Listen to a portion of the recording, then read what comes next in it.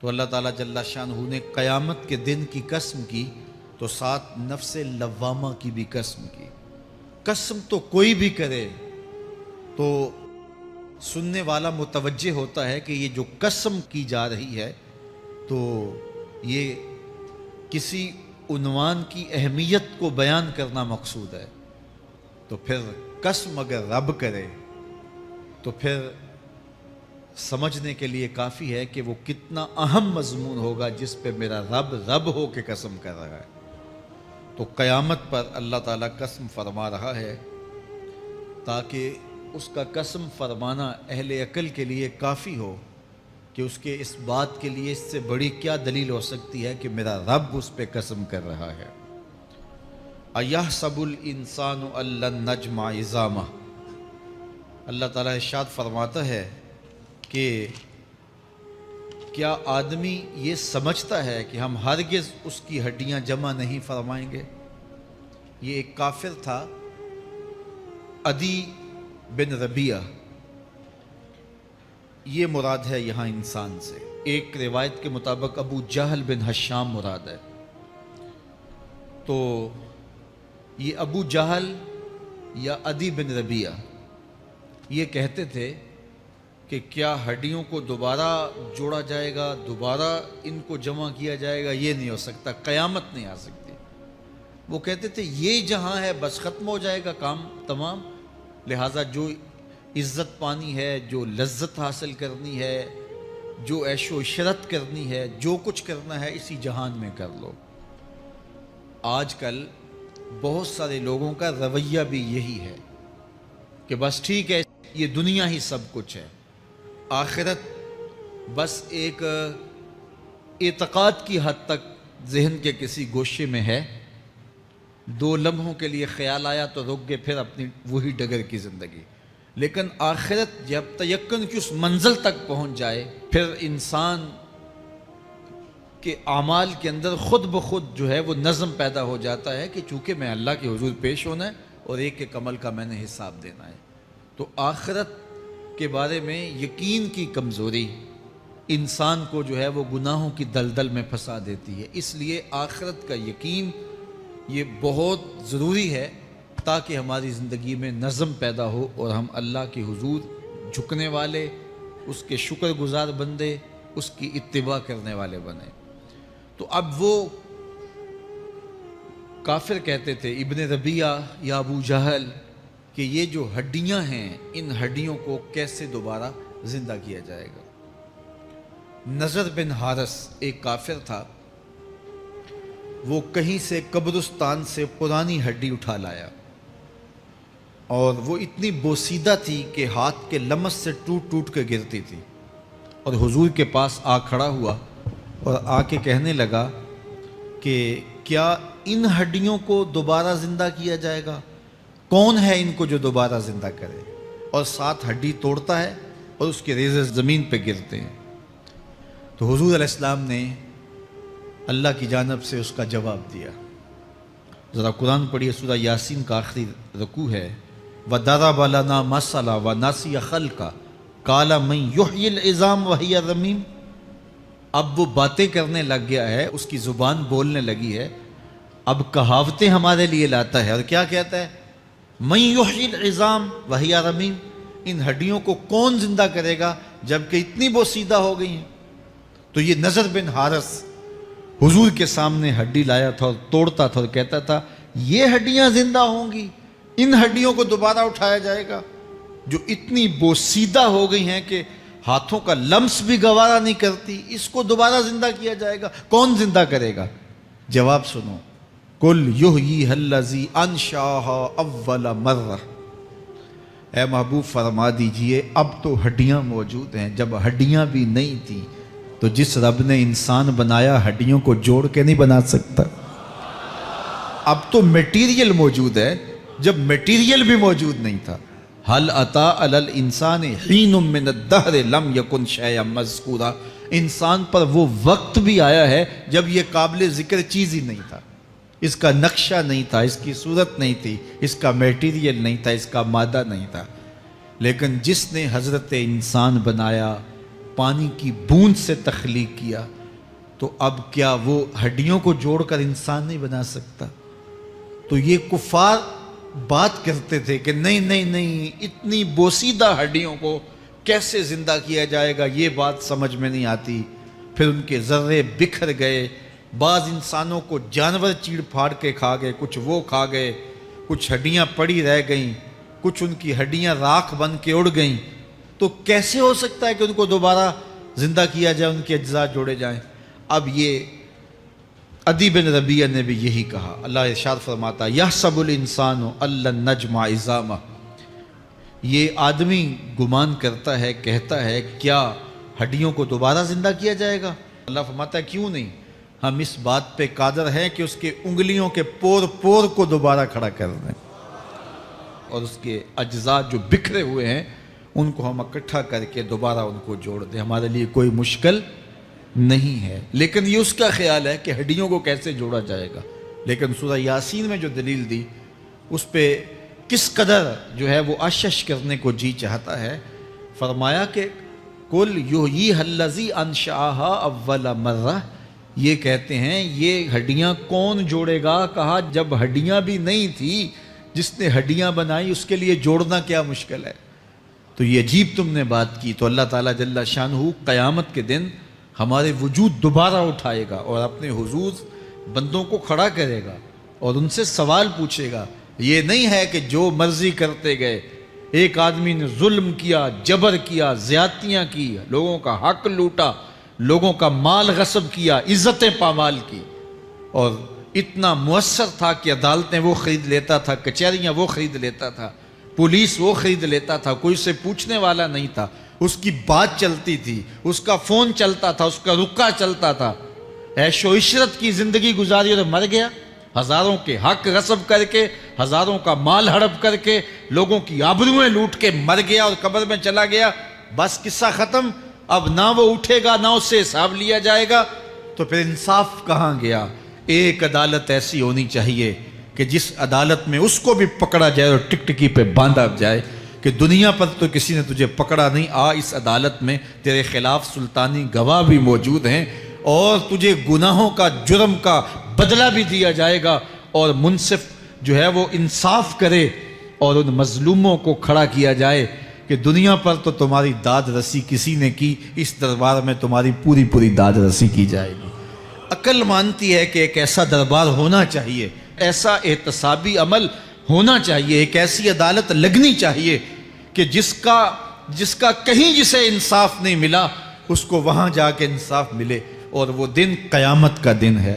اس کا یقین زندگی میں نظم پیدا کر دیتا ہے اور تھر تھر بدن کانپتا ہے کہ آج اگر ہم مؤثر بھی ہو جائیں اور کسی کے سامنے جواب دے نہ ہوں، لیکن ایک عدالت تو ہے جہاں ہم نے جواب دہ ہونا ہے اور اپنے ایک ایک عمل کا حساب دینا ہے۔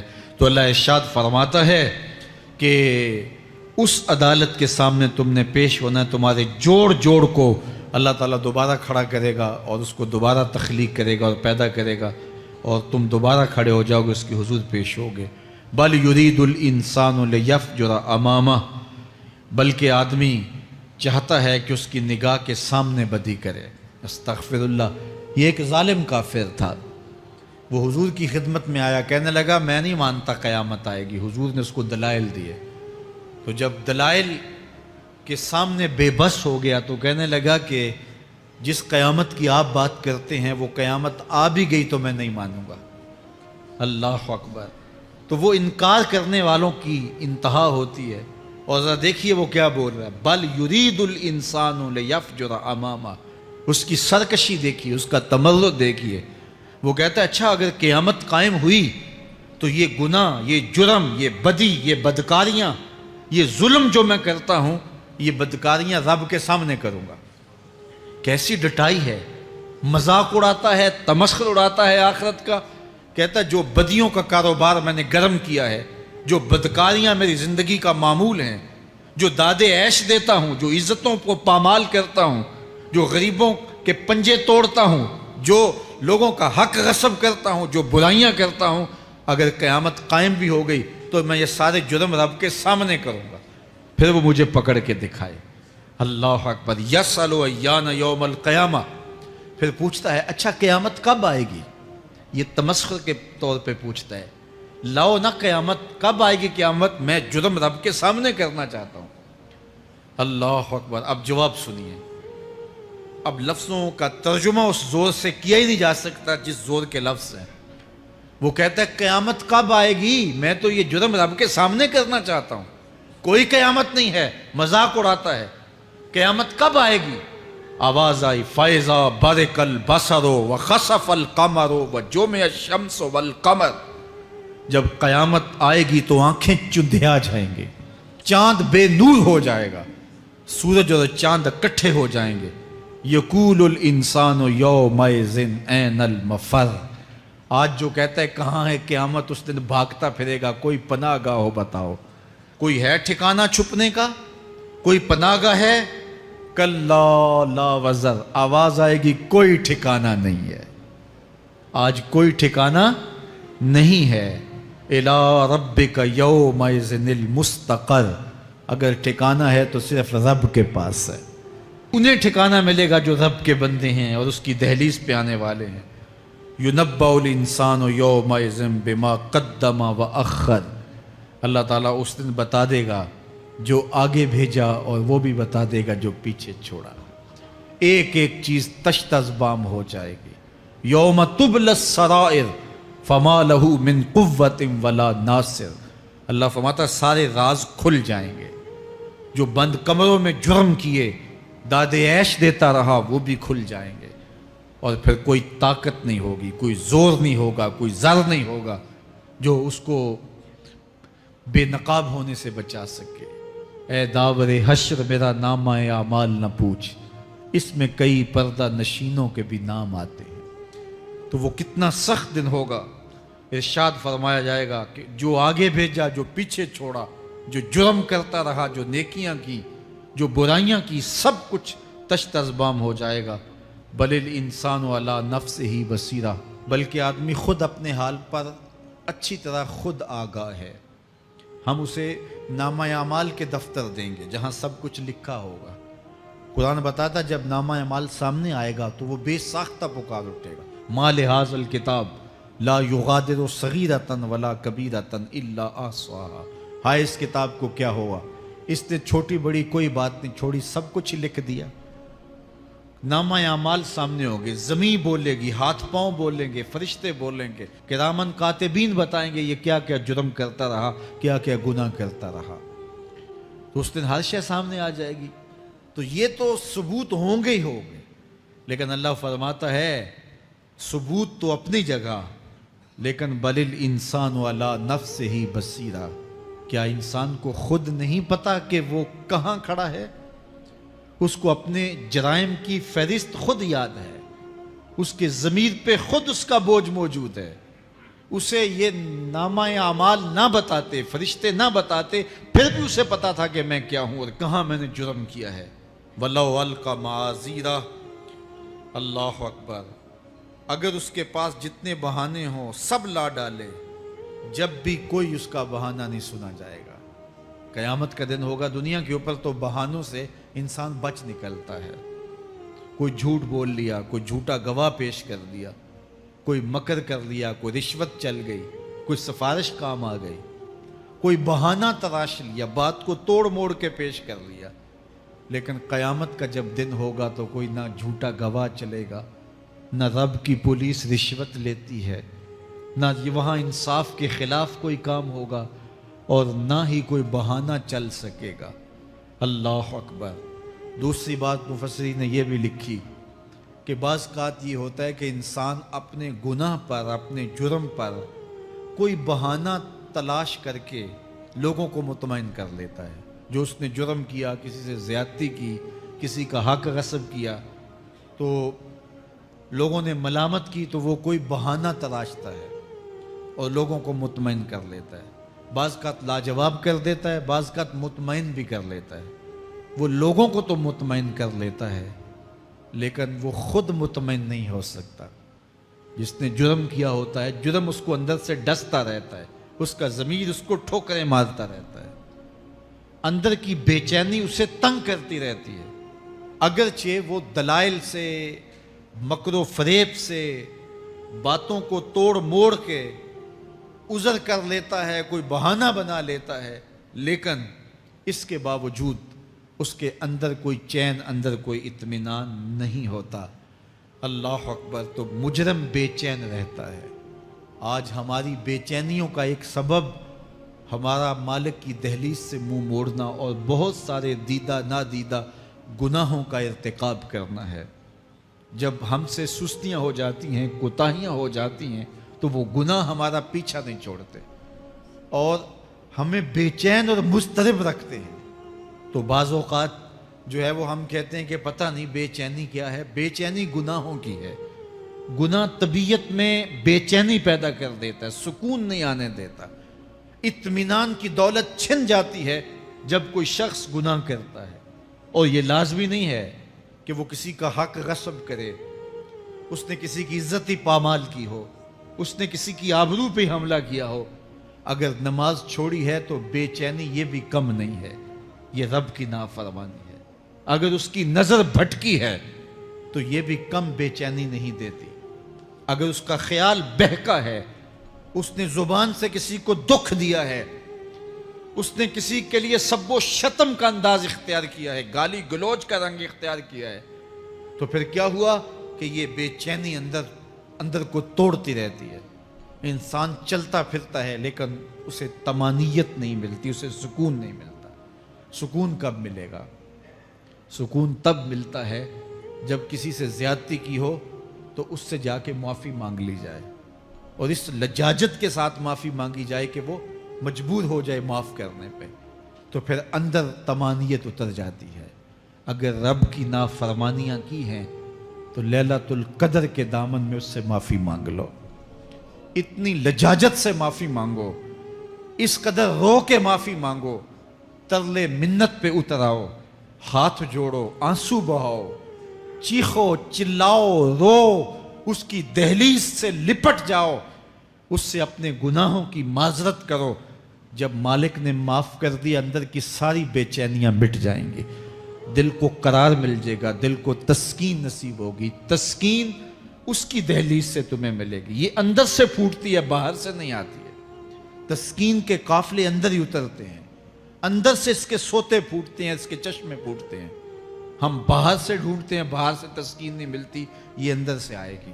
اس لیے اس دل کے اوپر لگے ہوئے میل کچیل کو، غلاظت کو دور کر لو اور کھرچ دو دل کے اوپر پڑے ہوئے جتنے بھی زنگ ہیں، تو پھر نتیجہ کیا ہوگا؟ دل ستھرا ہوگا، مصفا ہوگا، مزکا ہوگا، تو پھر دل پر نور ہوگا، تو پھر آپ کو زندگی گزارنے کا لطف اور سرور اور مزہ آنے لگ جائے گا۔ تو انسان جب دلیلیں تراشتا ہے، اس سے ایک بعض اوقات اپنے آپ کو بھی مطمئن کرنے کی کوشش کرتا ہے، اوروں کو بھی مطمئن کر لیتا ہے، لیکن حقیقت میں اطمینان نہیں ہوتا، وہ بے چینی ہوتی ہے۔ تو اللہ تعالیٰ جل شانہ اس کہانی کو بیان کرتے ہوئے ایک اور مضمون کو بیان کیا، اور یہ بالکل درمیان میں جملہ معترضہ کے طور پہ جو ہے وہ نظر آ رہا ہے کہ بات تو چل رہی ہے، تو اچانک اللہ اپنے محبوب سے مخاطبہ فرماتا ہے اور کیا ارشاد کرتا ہے؟ لا تحرک بہ لسانک لتعجل بہ۔ تو یہ اچانک بات کیوں آ گئی؟ اصل بات یہ تھی کہ جب وحی نازل ہوتی تو آقا کریم علیہ السلام ہمہ تن گوش ہو کے اس وحی کو سنتے، پھر اس کو محفوظ کرنے کی فکر ہوتی کہ جو میں نے سنا ہے وہ اچھی طرح مجھے یاد ہو جائے، اور پھر آقا کریم علیہ السلام کی تیسری فکر یہ ہوتی کہ اس کے جو معارف ہیں، اسرار ہیں، اور اس کے جو ثمرات ہیں، اس کی جو تفصیلات اور نکلنے والے اس کے نتائج ہیں، وہ بھی اچھی طرح جو ہے وہ میں سمجھ پاؤں۔ تو یہ تین مشقتیں بیک وقت حضور گوارا کر رہے ہوتے۔ اب قیامت کا ہولناک منظر جو پیش کیا گیا، اور پھر انسان جب اپنے رب کی نافرمانی کرتا ہے تو جو اس کا حال ہوتا ہے، تو یہ سارے مضامین کو اللہ کے محبوب سن رہے تھے۔ حضور کے قلب اطہر پر گرانی آئی، اور میرے رب کو کیسے گوارا تھا۔ جو حضور سن رہے تھے جلدی جلدی اس کو زبان پہ لانا چاہ رہے تھے تاکہ وہ اچھی طرح ازبر ہو جائے، لیکن اللہ نے محبوب کی اس مشقت کو دیکھا تو فرمایا لا تحرک بہ لسانک لتعجل بہ۔ محبوب آپ اپنی زبان کو جنبش نہ دیں، آپ جلدی کرتے ہیں تاکہ وہ جو میں نے سنا ہے وہ میری زبان پہ آ جائے، ان علینا جمعہ و قرآن، یہ ہمارے اوپر ہے، ہم آپ کے دل میں جمع بھی کریں گے، جو آپ کو سکھایا ہے وہ آپ کو یاد بھی رہے گا، وہ آپ بھول نہیں سکیں گے۔ فَإِذَا قَرَأْنَاهُ فَاتَّبِعْ قُرْآنَ، اور جب ہم پڑھ لیں تو پھر اس کے بعد آپ اس کو دہرائیں پڑھیں۔ ثُمَّ إِنَّ عَلَيْنَا بَيَانًا، پھر اس کی تفصیل بھی ہمارے ذمہ ہے، اس کا بیان بھی ہمارے ذمہ ہے۔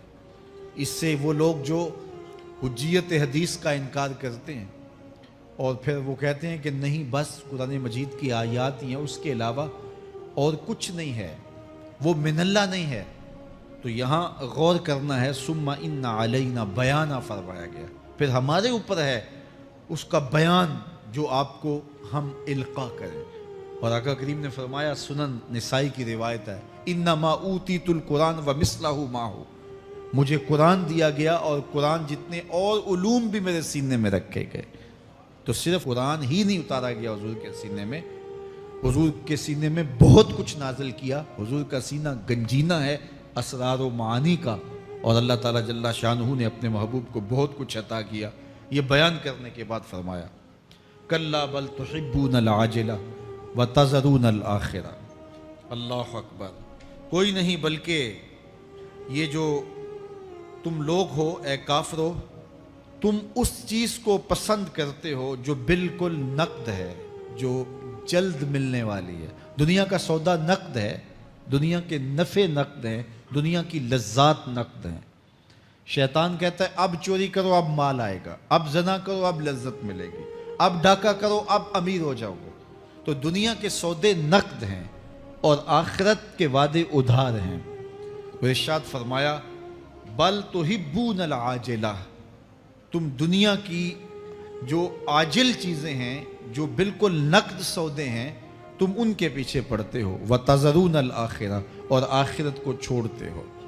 دوسرے مقام پہ ارشاد فرمایا سورہ الاعلیٰ میں، بل تؤثرون الحیات الدنیا والآخرۃ خیر وابقی، تم دنیا کی جیتی زندگی کو ترجیح دیتے ہو، حالانکہ آخرت بہتر بھی ہے اور دائمی بھی۔ میں آپ کی توجہ چاہوں گا، آخرت بہتر بھی ہے اور دائمی بھی، لیکن تمہاری ترجیح یہ دنیا ہے جس کی آخرت کے مقابلے میں کوئی حیثیت ہی نہیں ہے۔ حضور نے ارشاد فرمایا، اگر کسی کو جنت میں ایک کوڑا رکھنے کی جگہ مل جائے، ایک ڈنڈا رکھنے کی جگہ مل جائے، دنیا و ما فیہا کی دولتوں سے وہ زیادہ قیمتی ہے۔ 7 براعظموں پہ پھیلی ہوئی کائنات، سمندروں کی تہوں میں قیمتی موتی، پہاڑوں کے دامن میں قیمتی معدنیات، مالیاتی اداروں کے پاس سرمائے، لوگوں کے پاس دولت کے انبار، یہ سارے اکٹھے کر لیے جائیں اور ان کی قیمت لگائی جائے، اور جنت میں ایک ڈنڈا رکھنے کی جگہ، ایک عصا رکھنے کی جگہ، ایک کوڑا رکھنے کی جگہ، وہ جگہ پھر بھی زیادہ قیمتی ہے۔ پراپرٹی ویلیو ہوتی ہے نا، وہ کہتے ہیں کہ دور دراز دیہات سے 10 ایکڑ فروخت کریں تو یہاں ہمارے بائی پاس پہ اگر لیں تو 1 کنال جگہ آئے گی، 10 ایکڑ فروخت کر کے یہاں 1 کنال ملے گی۔ اور اگر آپ مزید اس کو فروخت کر کے مزید جو ہے وہ کسی مہنگے علاقے میں چلے جائیں تو ہو سکتا ہے 2 مرلے اس 10 ایکڑ کے مقابلے میں آئیں۔ تو اس طرح مختلف جگہوں کی پراپرٹی ویلیو ہوتی ہے۔ اللہ کے محبوب جنت کی پراپرٹی ویلیو بتا رہے ہیں۔ 7 براعظموں پہ پھیلی ہوئی کائنات کو ایک پلڑے میں رکھیں، پوری دنیا کے اندر جو سرمائے ہیں، جو ماضی میں سرمائے لوگوں نے خرچ کر لیے، جو حال میں موجود ہیں، جو آنے والے ادوار میں لوگوں کے پاس آئیں گے، قارون کا خزانہ اور سرمائے سارے اکٹھے کر کے ایک پلڑے میں رکھ دیں، جنت میں ایک عصا رکھنے کی جگہ پھر بھی زیادہ قیمتی ہے۔ تو پھر دنیا کی آخرت کے مقابلے میں قیمت کیا ہوئی؟ دنیا کی جنت کے مقابلے میں ویلیو کیا ہوئی؟ اور جنت میں سب سے کم جگہ کس کو ملے گی؟ جو سب سے آخر میں جائے گا۔ ظاہر ہے سب سے کم جگہ اسی کے پاس ہوگی جو سب سے آخر میں جہنم کے دھکے کھا کھا کے، رگڑے سہ سہ کے پھر آخر میں جنت میں جائے گا۔ سب سے تھوڑی جگہ اس کے پاس ہوگی۔ حدیث پاک میں آتا ہے، بخاری میں آتا ہے، حضور نے ارشاد فرمایا، کہ جب جہنم سے آخری جہنمی نکالا جائے گا تو اللہ تعالیٰ اسے پوچھے گا بتا تیری کوئی آرزو، تو وہ کہے گا مالک یہ آرزو ہے، یہ آرزو ہے، مختلف آرزوؤں بتائے گا۔ اللہ فرمائے گا لکا ما تمنیتا، جو تو نے آرزو کی جا جا تجھے میں نے عطا کر دی، اب جنت میں چلا جا۔ تو اس کی تو توقع یہ ہوگی کہ سایہ دیوار جنت میں جگہ مل جائے تو غنیمت ہے، اور اگر جنت کے اندر جاؤں تو کوئی جھونپڑا مل جائے 2 مرلے کا تو وہ بھی کافی ہے۔ لیکن اللہ اسے کتنی جگہ دے گا؟ اللہ فرمائے گا جا جنت میں، تیرے لیے جنت میں دنیا سے 10 گنا جگہ ہے۔ 7 بر اعظموں کو 10 سے ضرب دے تو کہا کہ دنیا سے 10 گنا جگہ تیرے لیے۔ اس کو یقین ہی نہیں آئے گا، وہ کہے گا اتسخر وانت الملک، میرے رب تو بادشاہ ہو کے مجھ سے مذاق کر رہا ہے؟ اللہ فرمائے گا نہیں، تیرے لیے 10 گنا جگہ ہے، اور اس کے لیے 10 گنا جگہ ہوگی جو سب سے آخر میں جنت میں جائے گا۔ میں آپ کی توجہ چاہوں گا، جو آخری جنتی ہے اس کے پاس کتنی جگہ ہوگی، کتنی پراپرٹی ہوگی؟ آج تو 2 10 20 50 مربع کسی کے پاس ہوں تو وہ اتراتا ہوا چلتا ہے کہ میں اتنا بڑا ذمہ دار ہوں۔ جنت میں آخری جنتی کی جگہ کتنی ہوگی؟ دنیا سے 10 گنا جگہ۔ تو داتا گنج بخش علی حجویری کی جاگیروں کا عالم کیا ہوگا؟ بابا فرید الدین گنج شکر کی جاگیروں کا عالم کیا ہوگا؟ پھر اصحاب رسول کی جاگیروں کا عالم کیا ہوگا؟ قیمتی کتنی جگہ کہ ایک ڈنڈا رکھنے کی جگہ مل جائے، دنیا و ما فیہا سے وہ قیمتی، اور وہ قیمتی جگہ دنیا سے 10 گنا جگہ اس کو دی جائے گی جو سب سے آخر میں جائے گا۔ تو مجھے بتائیے اس سے بڑا بے وقوف کوئی ہے جو آخرت کو برباد کر کے دنیا کا سودا کرتا ہے؟ بل توسرون الحیات الدنیا والآخرۃ خیر و ابقا، کہا آخرت بہتر بھی ہے اور دائمی بھی ہے، نہ ختم ہونے والی زندگی ہے۔ تو یہاں بھی ارشاد فرمایا کلا بل تحبون العاجلہ وتذرون الآخرہ، تم نقد کے پیچھے دوڑتے ہو، آخرت جو ادھار ہے اس کی پرواہ نہیں کرتے ہو۔ یہ نقد تمہیں مل بھی جائے، پہلی تو بات ہے ملتی نہیں ہے، دنیا تمہارے آگے بھاگتی ہے اور تم پیچھے بھاگ رہے ہو۔ کچھ حصہ تمہیں مل بھی گیا تو وہ کتنے سالوں کے لیے؟ 60 سال 70 سال، یہ تو بڑی لمبی زندگی ہے۔ ہمارے ہاں 45 سال ایوریج نکالی گئی ہے۔ 60 سال بھی کوئی جی لے، 70 سال بھی کوئی جی لے، کیا حیثیت ہے آخرت کے مقابلے میں؟ آخرت کا ایک دن یوم حشر قرآن بتاتا ہے 50,000 سال کا ہوگا۔ 50 سال کا نہیں، 50-100 سال کا نہیں، 50,000 سال کا ایک دن۔ پھر اس کے بعد نہ ختم ہونے والی زندگی، مینڈے کی شکل میں موت کو بھی ذبح کر دیا جائے گا، موت کو بھی موت آ گئی، اب موت نہیں ہے، نہ ختم ہونے والی زندگی۔ اور جو جنت میں چلا گیا سب سے آخر میں جانے والے کی یہ جائیدادیں۔ تو اصل زندگی تو آخرت کی زندگی ہے۔ کلا بل تحبون العاجلہ وتذرون الآخرہ، یہ تو ایک سودا ہے۔ اب اللہ تعالیٰ ایک اور چیز بتا رہا ہے، ذرا غور کیجئے۔ دنیا کی محبت دل میں ایسی پیدا ہو گئی کہ ہمیں سال کے بعد ماہ سیام میں مسجد میں آنا نصیب ہوتا ہے، اور ہم اپنی ہی دنیا میں مگن ہیں کہ یہی دنیا سب کچھ ہے۔ یہ کائنات بھی دیکھو، میرا رب بیان کر رہا ہے وجوہ یومئذ ناظرہ الی ربہا ناظرہ۔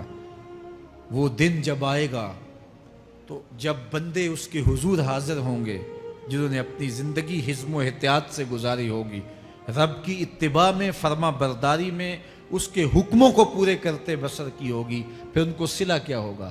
اللہ فرمایا کچھ چہرے ہوں گے جو تر و تازہ ہوں گے، کھل کے گلاب ہو جائیں گے، چہرے منور اور تابہ ہوں گے۔ یہ اتنے کھلے کیوں ہوں گے، چہرے گلاب کیوں ہوں گے؟ الی ربہا ناظرہ، اس لیے کہ رب کا دیدار نصیب ہوگا۔ رب کا دیدار نصیب ہوگا تو چہرے کھل جائیں گے اور چہرے شگفتہ ہو جائیں گے، چہرے تر و تازہ ہو جائیں گے۔ یار کوئی پرانا دوست مل جائے اور آپ سخت صدمے کے ماحول میں ہوں تو اچانک اسے دیکھ لیں تو آپ کا چہرہ کھل جاتا ہے اور آپ کا چہرہ گلاب بن جاتا ہے، تو پھر کیا منظر ہوگا؟ دنیا کے تھکے ہوئے لوگ، جنگوں کے ستائے ہوئے لوگ، بدر، احد، حنین اور کربلا کی سختیاں گوارا کیے ہوئے لوگ، تہجد کے اندر لمبا قیام کر کے راتوں کی تنہائیوں کے تھکے ہوئے لوگ، حلال کھایا حرام نہیں کھایا اور دنیا سے پیچھے رہ گئے، دنیا آگے چلی گئی اور یہ حلال کی تلاش میں بظاہر پیچھے رہ گئے۔ گھر والے بھی تانے دیتے ہیں کہ تم تو پیچھے رہ گئے، دنیا کہاں چلی گئی، تمہارے رشتہ دار کہاں چلے گئے۔ تانے اور تانوں تشنی کے برستے تیر سہے ساری زندگی گزار دی۔ دکھوں کے مارے ہوئے یہ شخص جب قیامت کے دن اپنے رب کے حضور جائیں گے تو اللہ رخ انور سے نقاب ہٹا دے گا۔ پھر کیا ہوگا؟ اللہ کا دیدار ہوگا تو یہ چہرے کھل جائیں گے، ساری تھکن اتر جائے گی، جنم جنم کی ساری تھکن اتر جائے گی اور چہرے شگفتہ گلاب بن جائیں گے۔ اللہ فرمائے گا دیکھو ان کے چہرے کیسے کھلے ہوئے، وجوہ یومئذ ناظرہ الی ربہا ناظرہ۔ یہ تو خوش نصیب لوگوں کے چہرے ہیں۔ ووجوہ یومئذ باسرہ، اور پھر اس دن کچھ منہ بگڑے ہوئے ہوں گے۔ کیسے بگڑے ہوں گے؟ پاؤں میں درد ہو تو چہرے پر بگاڑ ہوتا ہے، پیٹ میں درد ہو تو چہرہ اچھا دکھائی نہیں دیتا، کان میں درد ہو، آنکھ میں درد ہو، سر میں درد ہو تو چہرہ بگڑ جاتا ہے۔ اور ان کے چہرے اتنے بگڑے ہوں گے، کوئی آنے والا خوف طاری ہو تو چہرے بگڑ جاتے ہیں۔ اور انسان کے چہرے کی ہوائیاں اڑی ہوتی ہیں، اب ان کے چہروں کی ہوائیاں اڑی ہوں گی۔ کیوں؟ قرآن بتاتا ہے تظن ان یفعل بہا فاقرہ، یہ ڈر رہے ہوں گے کہ ہمارے ساتھ اب جو سلوک ہونے والا ہے وہ کمر کی ہڈی توڑ دے گا۔ ہم نے رب کے حکموں کو توڑا، ہم نے پرواہ نہیں کی، ہم سمجھے دنیا میں آئے ہیں تو ہماری دنیا ہے، آوارہ ہوں، خواہشات نفس کے مطابق زندگی گزاریں، آنکھیں بے حیائی میں لگی رہیں، سوچیں آوارگی میں لگی رہیں، کان نغمے سنتے رہے، زبان جھوٹ بکتی رہی، ظلم و جبر کا بازار گرم رکھا، عصمتیں عزتیں پامال کرتا رہا، لوگوں کا مال لوٹتا رہا، حق غصب کرتا رہا، کلیجے اور دل چیرتا رہا، لوگوں کو زخمی کرتا رہا، لوگوں کے جذبات سے کھیلتا رہا، پرواہ نہیں کی کہ یہ دنیا ہے، امتحان گاہ ہے، چند دنوں کے لیے آئے ہیں، اللہ کے حضور پیش ہونا ہے، عملوں کا حساب ہونا ہے۔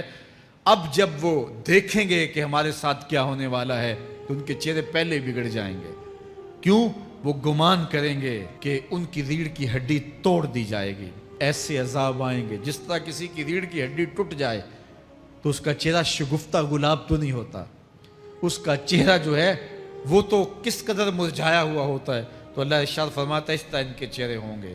ابھی عذاب آیا نہیں ہے لیکن چہرے پہلے اترے ہوئے ہوں گے، اور جب عذاب کی بھٹی میں ڈالے جائیں گے، اللہ اکبر، اور وہ سخت عذاب، حضور نے جبریل امین سے پوچھا مجھے جہنم کے عذابوں کا ذکر سناؤ۔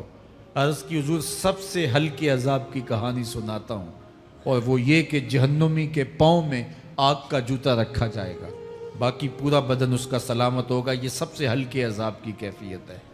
اب پاؤں میں آگ کا جوتا ہوگا، حدت، گرمی، شدت اتنی ہوگی کہ دماغ پگھل کے ناک اور کانوں کے راستے سے باہر آ جائے گا۔ پاؤں میں رکھے ہوئے جوتے کی گرمی دماغ کو ایسے چڑھے گی کہ وہ پگھل جائے گا اور ناک اور کانوں کے راستے سے باہر آ جائے گا۔ تو اللہ کے عذاب کے خوف سے چہرے بگڑ جائیں گے، حالت سلامت نہیں رہے گی۔ یہ بات ذہن میں رکھیں کہ اللہ جس کو جہنم میں ڈالے گا اس کو اس صورت میں نہیں ڈالے گا، یہ محمدی صورت ہے، یہ شکل اس کی چھین لی جائے گی اور اس کی شکل بڑی کر دی جائے گی۔ اس کا ایک ایک دانت احد پہاڑ جتنا ہوگا۔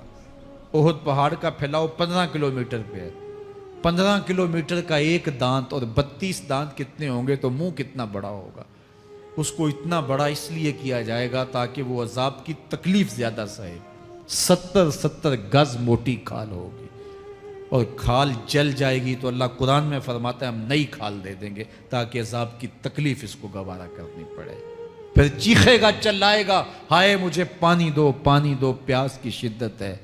70 سال تک تو اس کی کوئی آواز ہی نہیں سنے گا۔ 70 سال کے بعد داروغہ جہنم چیخ کر کہے گا کیا مانگتا ہے؟ وہ بولے گا مجھے پانی چاہیے۔ کہا جائے گا تو بے بھی ملتا ہے پانی۔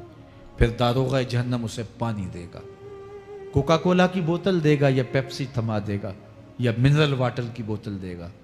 नहीं, कुरान बताता है उसे माए हमीम दिया जाएगा, खौलता हुआ पानी, और वो इतना गर्म होगा जब पीने के लिए चेहरे के करीब करेगा, उससे उठती हुई भाप की वजह से चेहरे की खाल उधड़ के उसके अंदर गिर पड़ेगी, लेकिन इसके बावजूद उसको पीना पड़ेगा।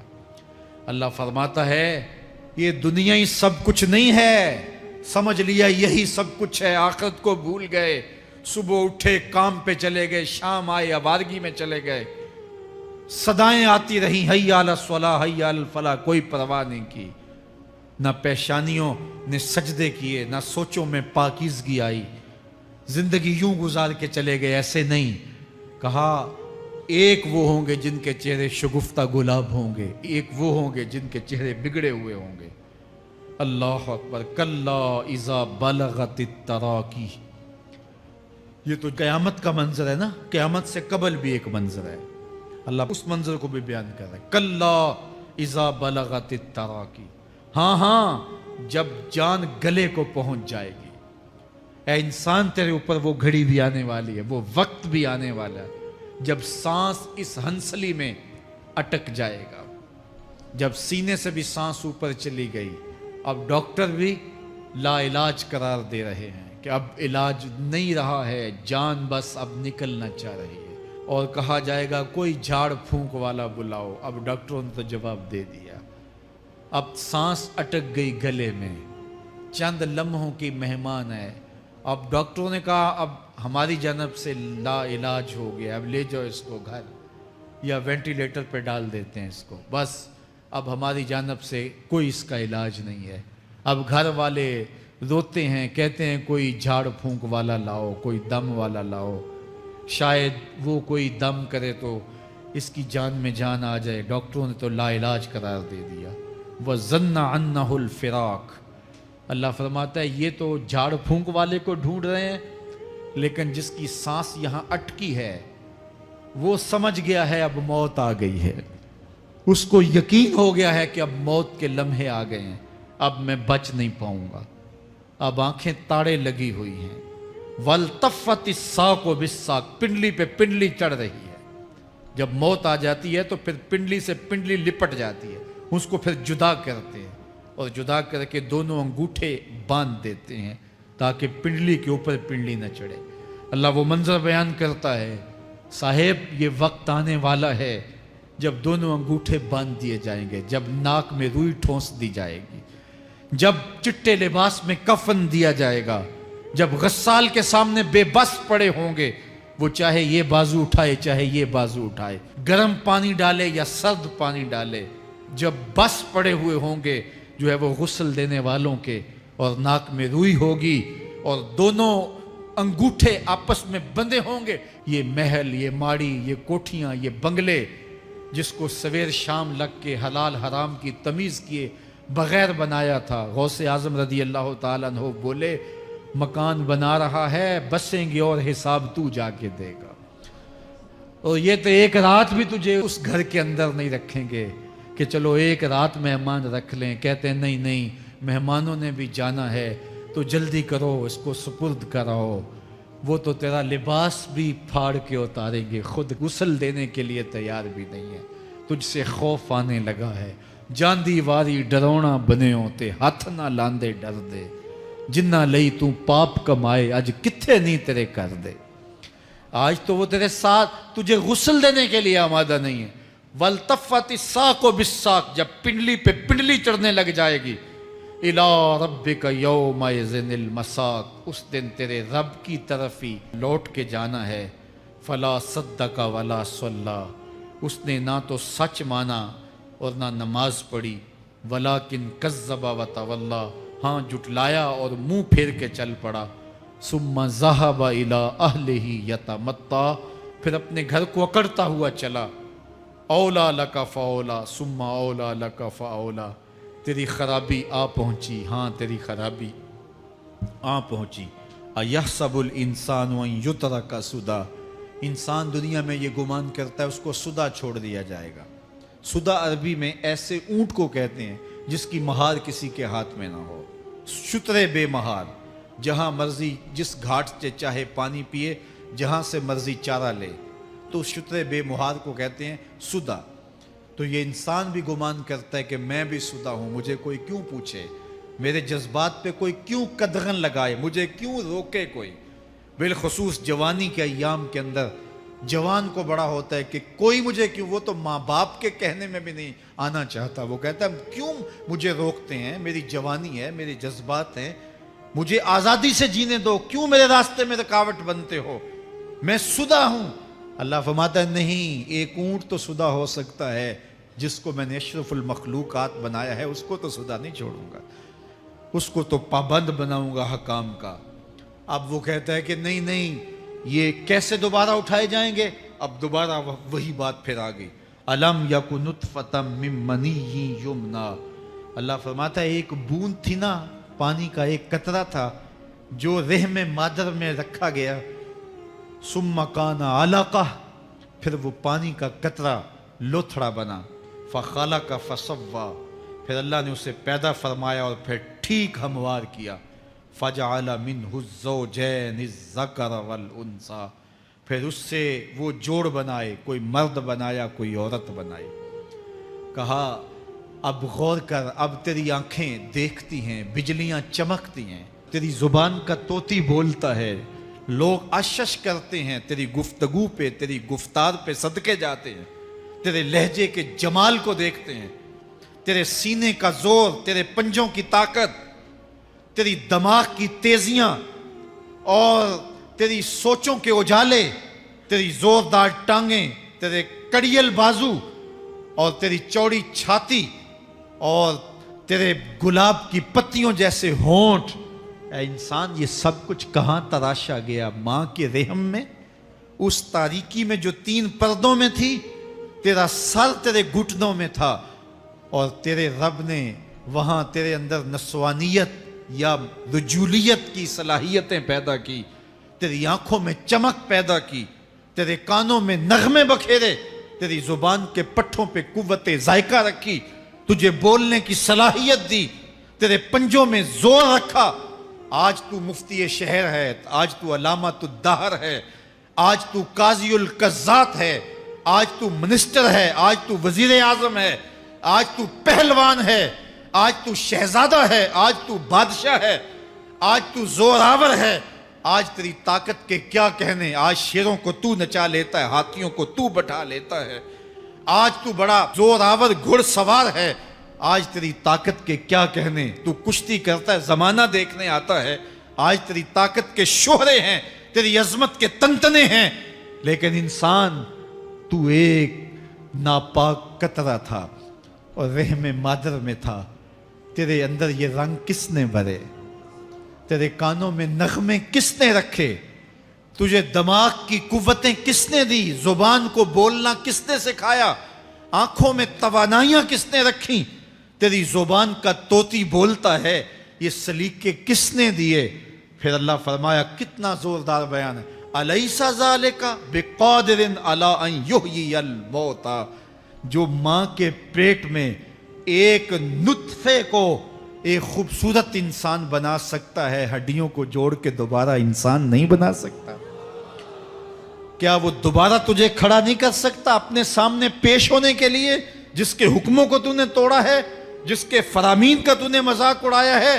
کیا وہ اتنا ہی بے بس ہے کہ اپنے حضور تجھے جو ہے وہ کھڑا ہی نہیں کر سکتا ہے؟ جس رب نے تجھے ماں کے شکم میں شکل دی، حضرت شیخ فرید الدین عطار بولتے ہیں، سانے کستی سلاتی می شود، ایسا کاریگر ہے مٹی سے بادشاہ بنا ڈالتا ہے۔